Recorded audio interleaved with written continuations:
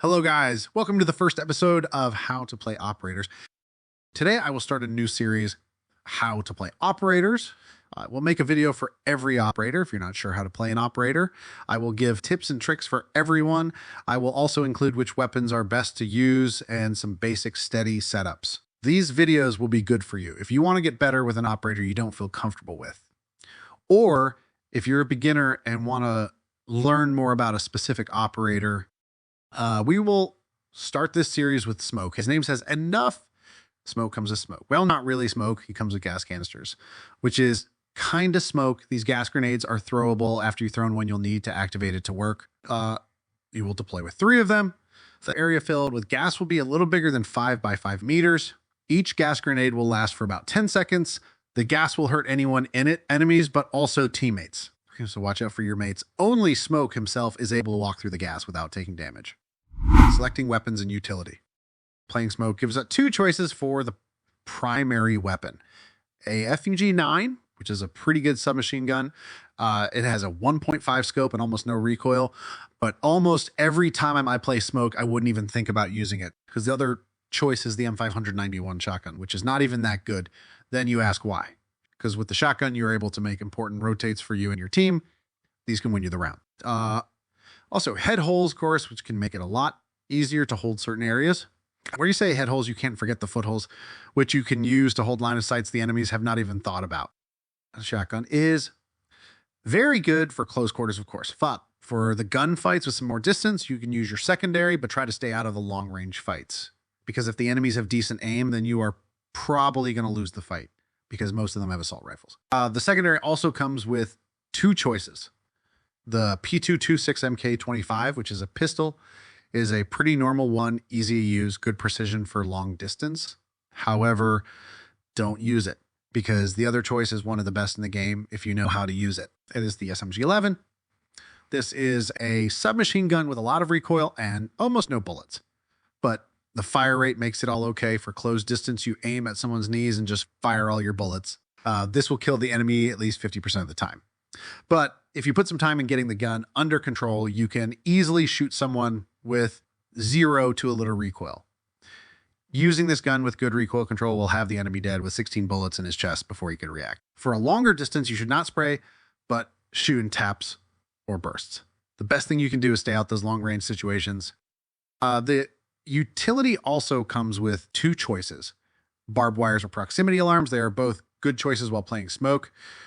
Because when you hear someone walk into the barbed wire, you can throw a gas grenade. Same goes with proximity alarms. You hear them go off, you activate your already set up grenade. In this meta, I prefer barbed wire because it will also slow the enemies down. And a lot of the times, the attackers will just try to run in and take sight at the beginning of the round. The only times I use proximity alarms is when the area I'm holding is too big to hear the barbed wire.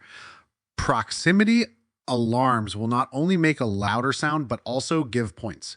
So you will always know someone is near your proximity, even when you're on the other side of the map. Actually play. Smoke is a 2 health and 2 speed operator. This means he has a good amount of health while still being able to move at a decent speed without making too much noise. One of the most important things to do when playing Rainbow is fulfilling your role. Better said, your operator's role. Smoke ability makes him a good operator on sight or close to sight. So don't go roaming with Smoke. Maybe a quick spawn peek. If your aim is good enough with the SMG, it's better to just stay on sight. In the prep phase, you should just help your teammates reinforce some walls, make some rotates and head holes, of course. Don't put your barbed wire or proximity alarms up at the beginning of the prep phase because the enemies will 100% see it on their drone. As they know where your utility is, they will either destroy it or they will come through another entrance. If you place it at the end of the prep phase, there's a much smaller chance the attackers will spot it. When the round actually starts, don't just wait for enemies to push sight. Go find a somewhat safe space in or close to sight. Don't hide behind a breakable wall, even when it's reinforced. Also, watch out for the hatches above you.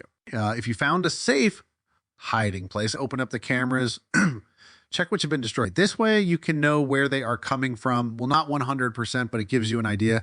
Also, try to find out what operators the attacking team is playing. This way you are able to predict the strategy the attackers will use.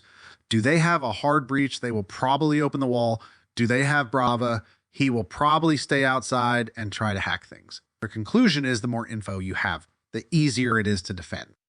I like to stay on the cams until I know or think that some attackers are close. You should hold sight or an area close to sight, and you should let the enemies come to you. Reminder, you are a defender, not an attacker. So just play passive. Wait for your alarms to go off and swing on them. Same principle with barbed wires. Or if you know where they are coming from, just smoke their entrance to waste some time. We just learned that each canister will last for 10 seconds. So imagine being the last one alive in a 1v1 with 30 seconds on the clock.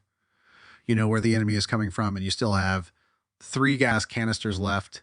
Just use smoke so the attacker cannot enter sight. Well, he still can, because it's gas, not a wall. Some will still go through the smoke. Some will just give up. Even if they will walk through the gas, you should easily win the fight because the enemy will not only take a lot of damage, but also be somewhat blinded. Now, just imagine an attacker planting behind Monty. Normally, if everyone is out of Semtex and C4, there's nothing you can do to counter this. But with smoke, you can just stay in cover, throw a gas grenade, activate it, and boom. You have successfully denied a plant. It will, of course, do some damage to the planting player, but it will also give your teammates time to come help or set up and flank. The gas will also force everyone in that area to move, which can put the attacker in some nasty situations. Best maps to use smoke. Certain maps and sites are good for smoke. He needs to be able to stay in close range fights. Maps where attackers have to come through narrow entrance will also work better on most maps. The basement option will be a good option for smoke. Like Bank, Consulate, Chalet, and Oregon. Top floors will work also on Oregon. Canal and Coastline. Of course, there are other sites on which smoke can come in handy, but these are the sites where he will work best. Thank you for watching my very first video. If you enjoyed it or learned something, leave a like. Also, if you need more information about anything in Rainbow Six Siege or have some tips, let me know in the comments. For now, peace out.